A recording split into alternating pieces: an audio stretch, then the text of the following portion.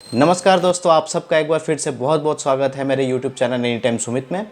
और दोस्तों जी हाँ, जैसा आपने थंबनेल में देखा, I was tested positive for कोविड-19 और शायद इसी वजह से मैं काफ़ी दिनों से कोई वीडियो भी नहीं डाल पा रहा था क्योंकि थोड़ी तबीयत ठीक नहीं थी और मैं चाहता था कि आप लोगों से शेयर करूं, आप लोगों को ये वीडियो बना के दिखाऊं कि क्या सिम्टम्स हैं और मैंने कौन कौन सी दवाइयाँ ली और किस तरह से मेरा कोविड ठीक हुआ है।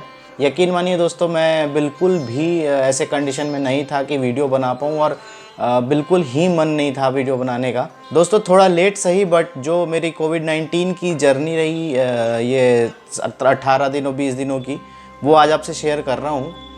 तो मैं आपको बताऊँगा कि कोविड-19 में मेरे को सिम्टम्स क्या क्या आए थे, मैंने मेडिसिन्स कौन कौन सी ली थी और ठीक कैसे हुआ। और एंड में दोस्तों मैं ये भी बताऊंगा कि क्या क्या इम्पॉर्टेंट चीज़ें हैं जो आपको हमेशा ध्यान में रखनी चाहिए अगर आपको थोड़ा सा भी आपकी तबीयत ख़राब लग रही है या you are thinking like you are exposed with कोविड-19। तो दोस्तों आइए शुरू करते हैं।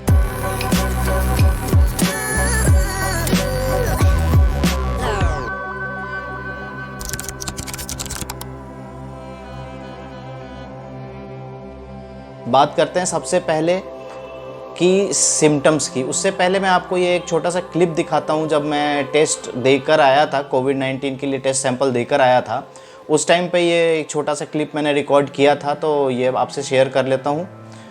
Good morning friends, welcome to the another blog. आज है 7 अगस्त 2020 और मैं आपसे शेयर करता हूँ। और मैं काफ़ी दिनों से कोई ब्लॉग नहीं डाल पा रहा था क्योंकि अभी जब मैं दिल्ली आया लास्ट मंथ में मैं दिल्ली आया था, उसके बाद से मैं थोड़ा तबीयत मेरी सही नहीं चल रही है। अभी काफ़ी फीवर अभी फील हो रहा है मेरे को 2-3 दिनों से। कल यानी कि 6 तारीख को मैं अपना सैंपल दे के आया हूँ मैक्स के अंदर। अब आज शाम तक रिपोर्ट्स आनी है। अंदर के अंदर क्या चल रहा है मैं कुछ समझ नहीं पा रहा हूँ कि मतलब क्या शेयर करूँ आप लोगों से।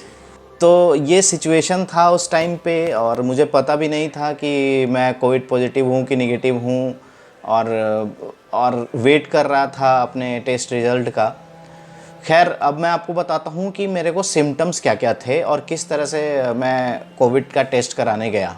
इनिशियली दोस्तों मुझे थोड़ा हेडेक हुआ था और रात को मैं बाम लगा के सो गया था और सुबह नॉर्मल हो गया था फिर मैं ऑफिस होकर अभी गया और शाम को जब मैं ऑफिस से लौटा तब कुछ ज़्यादा हेडेक मेरे को होने लग गया। सर दर्द बहुत ज़्यादा था और साथ ही साथ बॉडी पेन भी था। मेरे को डाउट हो रहा था कि कहीं मुझे फ़ीवर भी आए, तो मैं थर्मामीटर और कुछ दवाइयाँ भी लेके आ गया था फ़ीवर की।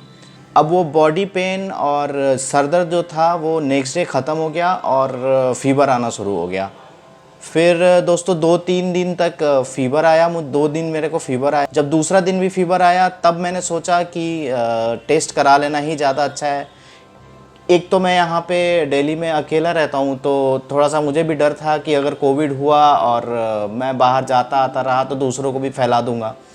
तो इस करके मैं थोड़ा डरा हुआ भी था और ये भी था मेरे मन में कि अगर कोविड नहीं हुआ, मैं फालतू में डरा रहूँगा, तो बेटर है कि क्यों ना ही टेस्ट करा लिया जाए। तो मैंने मैक्स हॉस्पिटल को कांटेक्ट करा था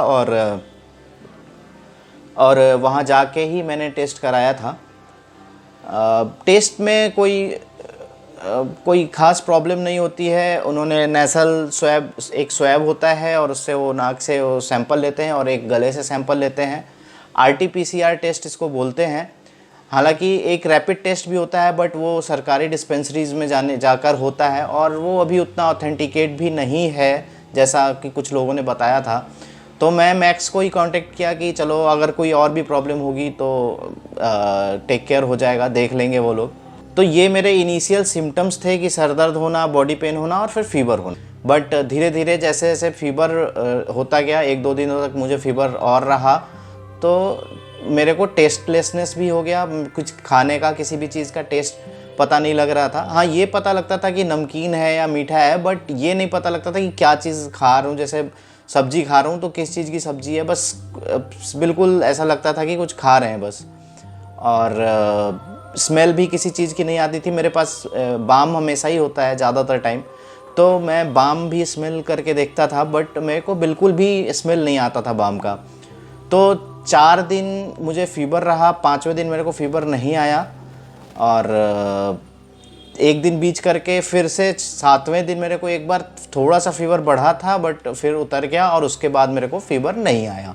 अब सेकेंड फेज़ में मैं बात करता हूँ कि दवाइयाँ कौन कौन सी ली थी मैंने, और डॉक्टर्स ने कौन कौन सी दवाइयाँ दी थी मुझे।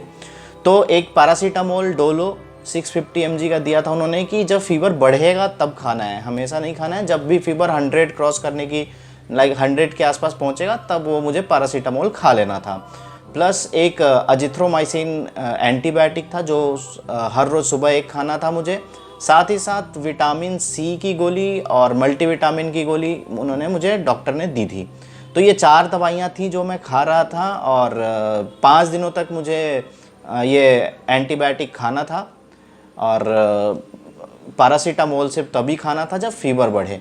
एक छोटा सा क्लिप है जो मैं आपको दिखाता हूँ कि जब मैं बीमार था, जब फ़ीवर वगैरह कम हो गया था, उस टाइम एक छोटा सा मैंने क्लिप शूट किया था, तो वो भी आप ये देख लो। मतलब मैं बस अभी यही प्रे कर रहा हूँ कि किसी को कोविड ना हो, क्योंकि यार इतनी ज़्यादा वीकनेस मेरे को फील हो रही है ना कल से। मैं मतलब इवन अभी मेरे को कुछ भी ऐसा मन नहीं हो रहा कि मैं उठ के किचन में चला जाऊँ या कुछ बना लूँ खाने के लिए। तो दोस्तों अब बात करते हैं कि ठीक कैसे हुआ और क्या क्या इम्पोर्टेंट बातें हैं जो आपको भी हमेशा ध्यान में रखनी चाहिए। तो इम्पॉर्टेंट बात जो है उनमें सबसे पहला नंबर ये है कि आपको थोड़ा सा भी अगर सिम्टम लगता है, अगर आपको मामूली सा सर्दी जुकाम भी लगता है या हल्का सर दर्द भी लगता है, तो आप तुरंत गर्म पानी पीना शुरू कर दें। दूसरी इम्पॉर्टेंट बात ये कि दिन में जब आपको अगर फीवर आ रहा है या इस तरह के सिम्टम हो रहे हैं, तो आप स्टीम, नॉर्मल वाटर का स्टीम आप लीजिए।